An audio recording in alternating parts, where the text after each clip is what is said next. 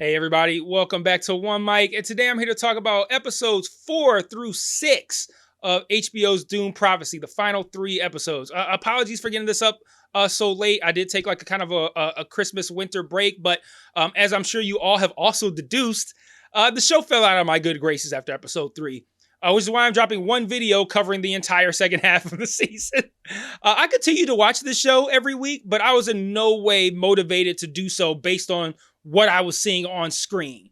Nor was I motivated to dedicate an abundance of time toward crafting notes and recording videos to talk about it. So before I even get into talking about the actual events that took place in episodes 4 through 6, I want to talk about why this show didn't work for me. For starters, as I've been saying all season, it hasn't felt like Dune. The Dune films brought something fresh to the genre that was creative and smart, felt like it set a new standard for what the sci-fi genre would do. This just feels like it wants to be Game of Thrones, but they threw in the word spice and some familiar names so they could call it Dune. And I know that's not the case. Like, I know this is based off books, but I'm speaking more toward the feeling of the films, like feeling like something new that elevates the genre, while this show feels like something I've already seen before, but that was done much better by somebody else. You know, they've even brought in multiple actors from the Game of Thrones universe. It's like they're leaning into we want to be Game of Thrones rather than what they should be leaning into, which is we want to complement these incredible landmark films. Another problem with this show is that it didn't develop any characters outside of Valia and Tuya. Inez, Constantine, Kieran Atreides, Michaela, almost all of the acolytes in the school, even Desmond. Like, did you guys care about any of these people? No, you didn't. I already know you didn't. Were any of these people interesting to you? No, of course they weren't. They just felt like bland and flat characters on a show, not people whose lives I have interest in and am invested in. You know, the Desmond character relied entirely on how much you buy into that performance.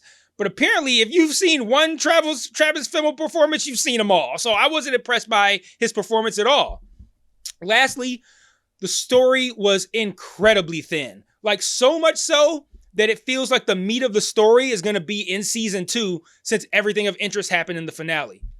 You know, I think they thought, like, mysteriousness was enough. A lot of shows do that. Like, just being mysterious is enough. Like I could be satisfied spending 5 hours wondering where any of this is going. Like, that sound like a good idea to have your audience wondering what the fuck you're up to in a not in a, ooh, this is intriguing way, in a what the fuck's going on kind of way. Like, I don't think that's a goal to have.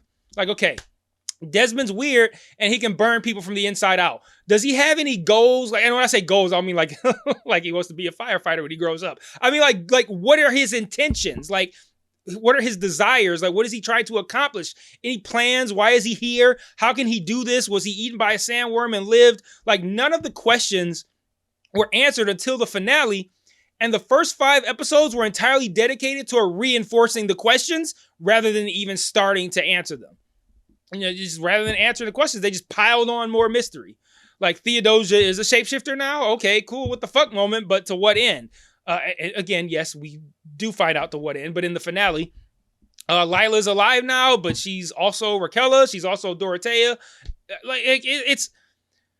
We're meeting a new character in episode 5 of a 6-episode season named Francesca, and we learned something about imprinting. Like, again, at the time, where is any of this going? Like, you're just piling on the mystery. And again, we get most of these answers in the finale, but that doesn't unfuck the first boring 5 episodes. And this show is yet another example of a show willing to sacrifice the entirety of its season to blow its load in the finale. And the finale was good. Don't get me wrong. It answered enough questions and set up enough interesting possibilities to make me, unfortunately, have to seriously consider watching season 2, even though I did not like this season. But prior to that finale, man, I was out. Like, I almost didn't even make it to the finale because the first 5 were so frustratingly boring and lacked any sort of forward momentum. This is just another example of trying to force out a new product to capitalize on the popularity of another one, and that misplaced focus on what matters, it came through in the final product that ended up being this show. So episode 4 opens with all of the acolytes at that Truthsayer school having a shared nightmare that ends in a visual that looks like eyes in the darkness. Before I even continue, I think this is a unique opportunity to really examine what I've been saying about this show, dragging things out in an attempt to save all of the revelations for the finale. So let's talk about this real quick. Now that the entire season is over and we've seen what the vision was, it's easier to kind of like dissect the path there. So I'm going to kind of jump ahead for a bit and talk about what we learned in the finale too. So in the finale, we learned that thinking machines were implanted in Desmond's eye that give him the ability to do what he does. We saw a thinking machine implant this tech into his eye, and that was the eyes in the darkness that we were seeing in these surrealistic visions and in these dreams. That's interesting to me. I'm intrigued by the idea that a machine that was controlled by someone or something else, some other entity, intentionally chose Desmond and implanted this tech in his eye. Like, what is that entity's goal? How much does it know about Valia and Tula's goals with Inez? Here's the problem. While I find that interesting, that was a pretty underwhelming revelation given that everything that happened this season was building toward it. Everything. It was all building toward that. Like Raquel's prophecy in episode 1, the visions and the constant talk about these eyes in the dark, Desmond's mysterious arrival and his abilities.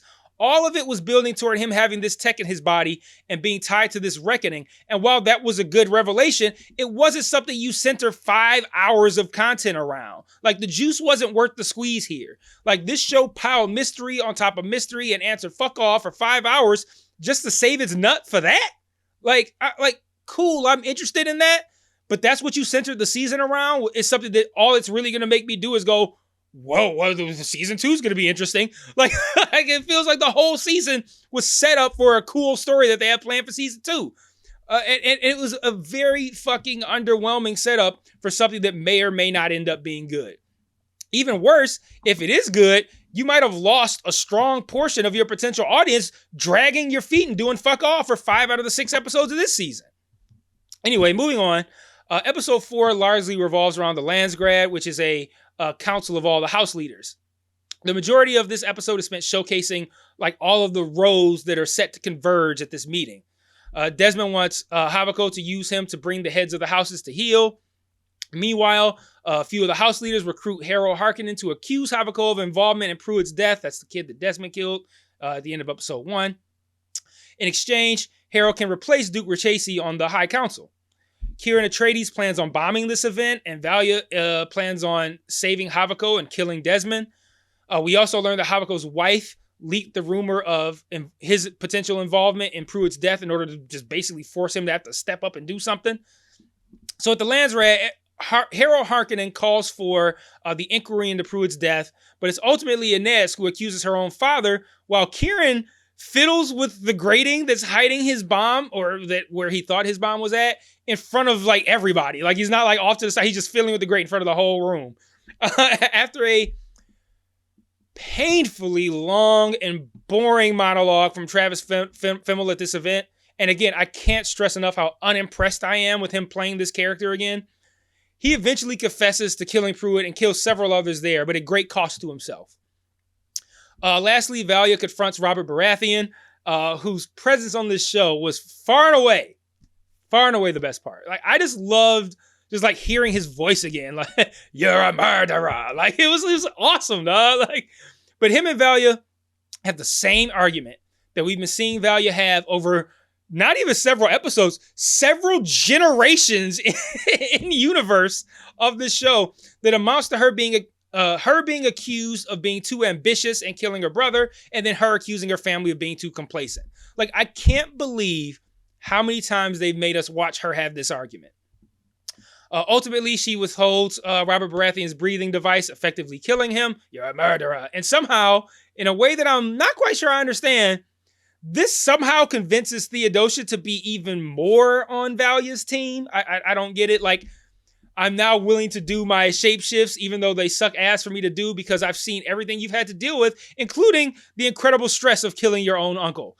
But like, I don't see how watching that inspires loyalty and respect, but whatever, man.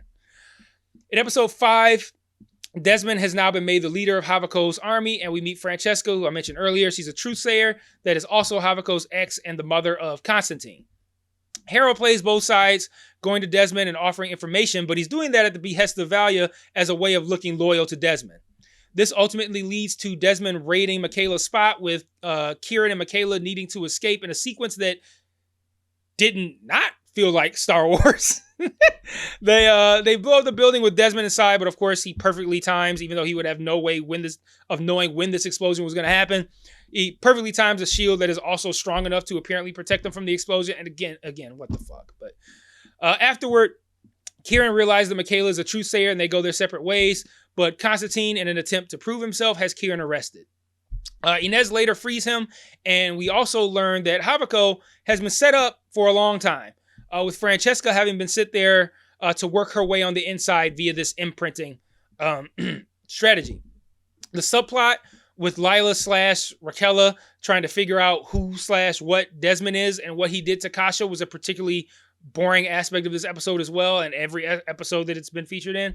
We get multiple scenes of them trying to secretly do tests on Kasha's brainstem while Sister Avila and her big judgmental ass teeth try to catch Tula in the act. Episode 5 essentially ends with the revelation that Desmond is the son of Tula and the Atreides guy that she killed for revenge back in the flashbacks in episode 3, I think. This revelation is crosscut with Havoko's wife kissing Desmond and committing to ridding the world of truthsayers, which we now, of course, know would include his mother.